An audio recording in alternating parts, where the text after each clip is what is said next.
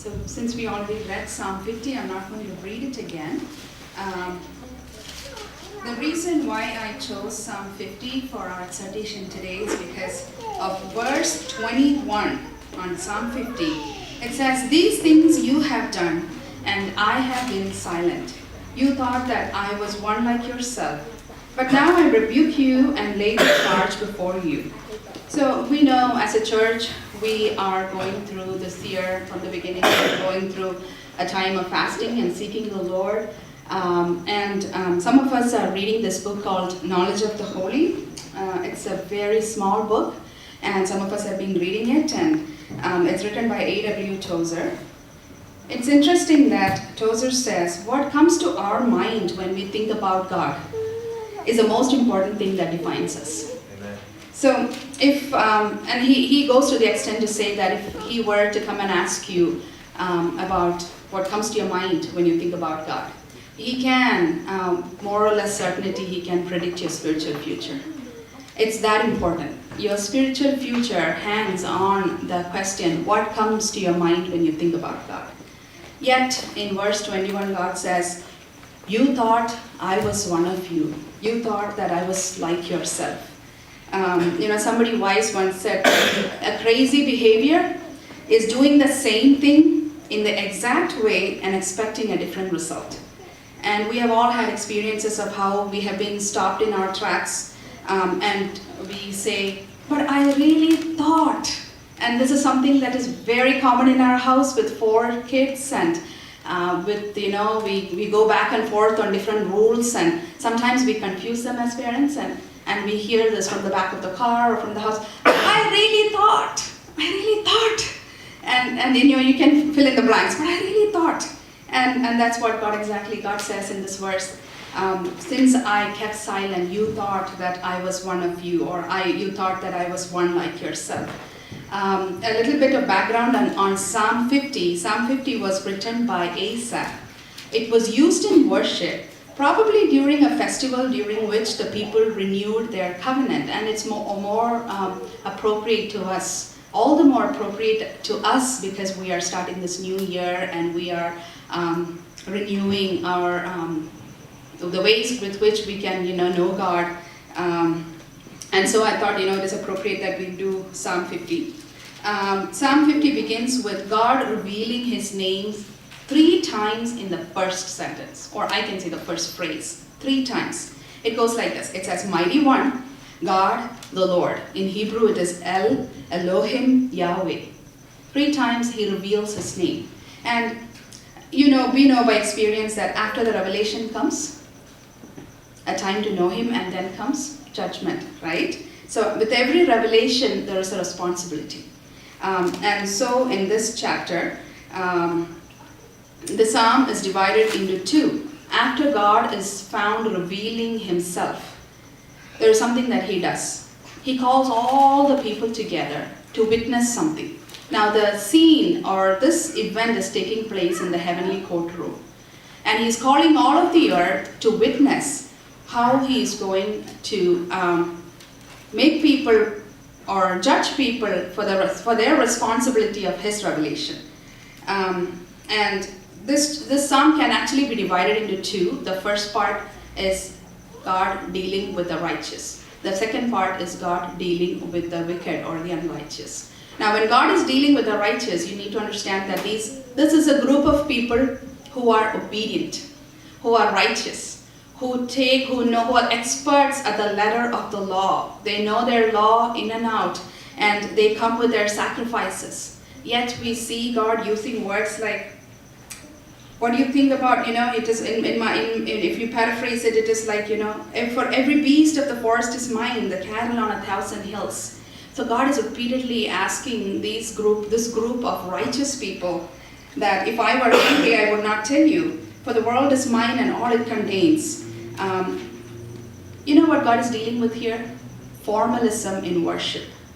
Verse 7 through 15 deals with God being disappointed with a group of very obedient worshippers for missing out the whole point. The people are obedient worshippers, experts at keeping the law, and who comes with sacrifices. And yet he says, I did not institute these sacrifices because I needed the animals. I'm not desperate for the animals, but I know that you are desperate for me and you need me. So I was making a way for you to know me and need me. And Asaph goes on to say at the end of this portion that the solution for formalism in worship is genuine faith. And we know that faith comes through hearing, and hearing through the word, through the word of God. So there is no way our worship is right if we don't know who this God is. And it's all the more important that we are guided. Our faith is actually formed and ordered by our knowledge of this God. And I know by experience, while I'm going through this book, the book is called Knowledge of the Holy by A.W. Tozer. While I'm going through this book, I know that certain attributes of God that God reveals himself with, the more you know and learn about it, there are bondages that are broken in my soul. This revelation is actually bringing in light in different areas. And then it is increasing my faith. And when it increases the faith, I'm able to bring worship unto God.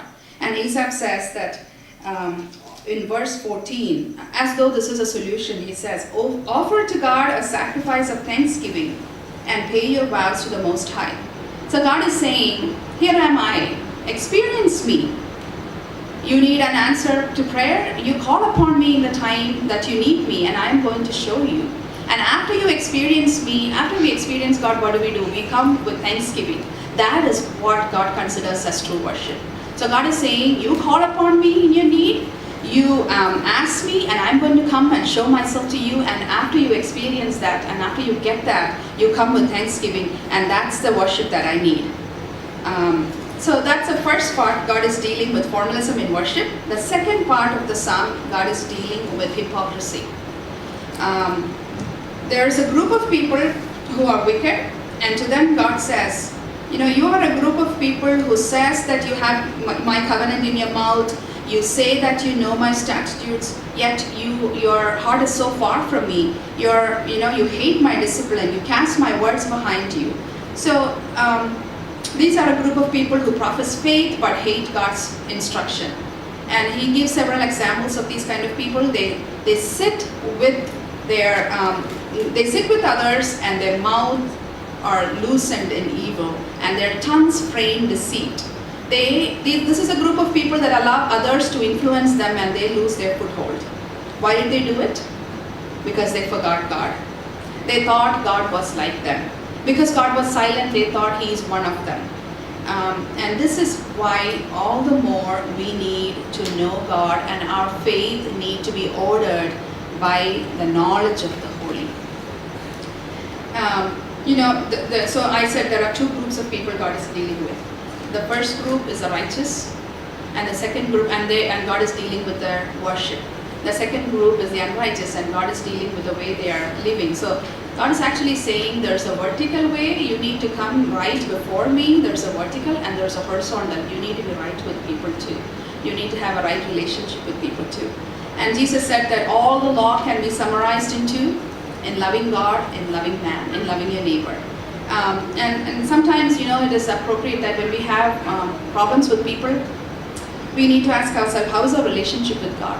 When our relationship with God is right, and most of the time, this can be taken, the relationship with people can be made right too.